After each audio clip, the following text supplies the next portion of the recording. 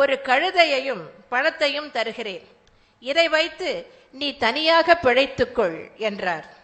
மகனும் அதற்கு சம்மதம் தெரிவித்து கழுதையை அடைத்து கொண்டு அடுத்த ஊருக்கு சென்றான். வழியிலேயே அந்த கழுதை இறந்து விட்டது. உடனே மகனுக்கு ஒரு யோசனை பிறந்தது.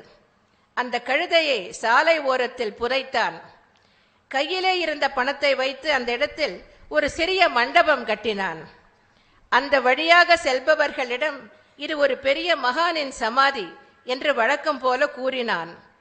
கூட்டம் சேர ஆரம்பித்தது. உண்டியலில் பணமும் சேர்ந்தது. தந்தையை விட மகன் பெரிய ஆளாகிவிட்டான்.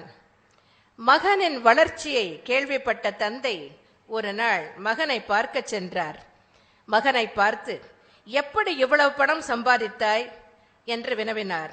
அதற்கு மகன், எல்லாம் உங்க ஆசீர்வாதம் என்று கூறி